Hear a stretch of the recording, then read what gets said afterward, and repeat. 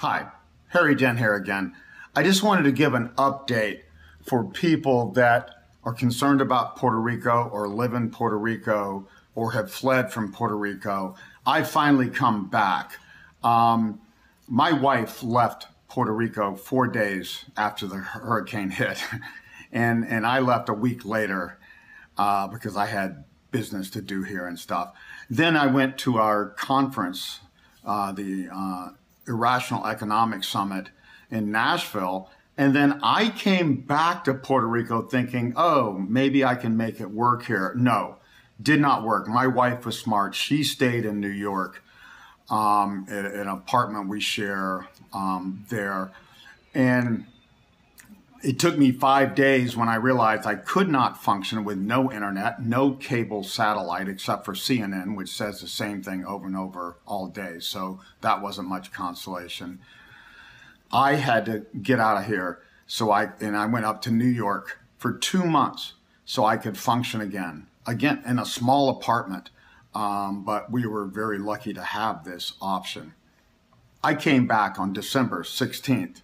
Finally, when I learned the electricity was back on in our condo and, Puerto Rico was getting more livable, but it is still very difficult here. Only 68% of people have electricity. 32% do not still, especially in the rural areas, and they are not expected to get it fully back until May now. I'd say 2 out of 3 restaurants that we're used to going to are open. 1 out of 3 never reopened. Same with many small businesses. Puerto Rico, you have to understand, and I wrote about this in a Leading Edge article in 2017. Puerto Rico already had 10 to 12% unemployment from a 10-year decline after the pharmaceutical tax incentives, which made Puerto Rico rich in a matter of decades and created the greatest job explosions and exports to the United States. The economy's been declining for 10 years ahead of the hurricane. They lost 400,000 people out of 3.8 million, which is a demographic catastrophe, before the hurricane. And now after the hurricane, hundreds of thousands are moving to places like Orlando, Florida, right near where I used to live. And the new tax reform bill from the Republicans is going to treat Puerto Rico as a foreign importer and slap some taxes on imports, which is the bread and butter of Puerto Rico. And the governor here is just, unbelievably mad about this. And I think he may have a chance of getting them to reverse that, because this was aimed more at like China and Mexico, not at Puerto Rico, but it is hitting Puerto Rico. So the unemployment here has got to be 20% plus now. Again, another 2 to 3 to 400,000 people leave the island. How does an island like this, a country, survive when it loses 20% or more of its tax base? And how do you deal with unemployment of 20% plus? And what's the next thing to happen? Mortgage foreclosures.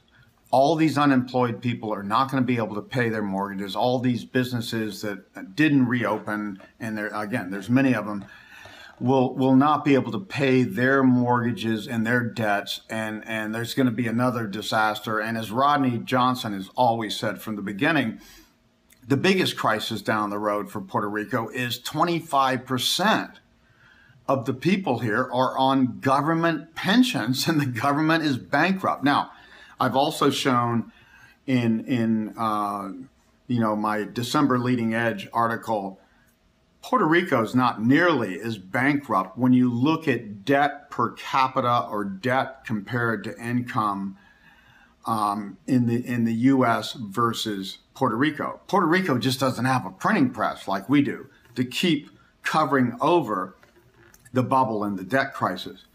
But I am sitting here, I moved down here because I love it down here. My cost of living in San Juan for a high-end condo is a quarter of what it would have cost if we had moved from Tampa back to Miami, which was our original plan. I could not have afforded to move back to the same place in South Beach we used to live in.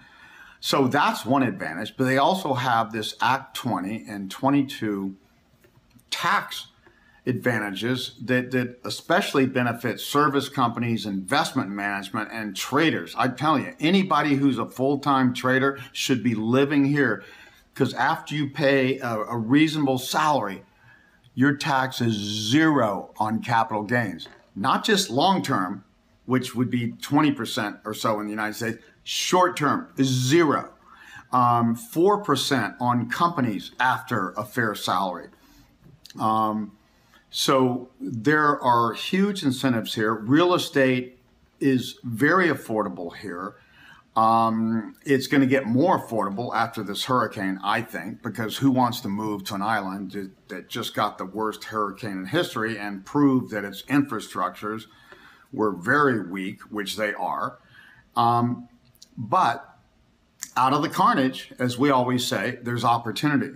So I'm encouraging people to come down here and look at this place. It's still a little shaky, but it is livable now where we are on the coast. It's not livable in the countryside where people still don't have electricity or any basic services. And I don't know how these people are surviving. Anthony Bourdain did a show on Puerto Rico before the hurricane, and Marcus Lemonis, the prophet, just did one after the hurricane and just showed how bad it is in the countryside.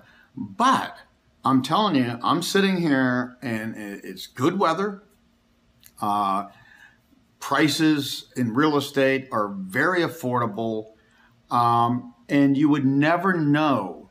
Even the foliage has grown back because it grows back quickly in tropical areas like this. This place, if it can turn around, if it can get some more aid from the United States, which may or may not, because they have not gotten what they expected, but this place could be a huge opportunity for business, and the tax advantages are killer if you look at them and if you're the right business. But I'm looking at, I moved down here, I have a property long-term in Culebra, an island off of Puerto Rico. And one of my motivations was to be closer to that. If I can live here instead of Tampa or Miami, I can get over to my island on a 30-minute flight in a small airport where I don't even have to get there until 20 minutes before the flight. No security, no hassle. So that's great. But the real estate costs, the tax advantages here for the right types of businesses are very substantial. And hopefully this Act 20 and 22 incentives, like the pharmaceutical incentives that came, into 2006 before they disappeared, may help this island recover. I'm gonna have to wait and see. My lease is up. I'm renting in San Juan because I advise people not to own real estate. So I eat my lunch here. And so by late May of next year, I'll have to decide, do I extend my lease and stay here, or do I move back to Florida with zero state income taxes, which is second best to here. But we'll see. I think this place is probably going to recover. I have been shocked at how little civil unrest there is here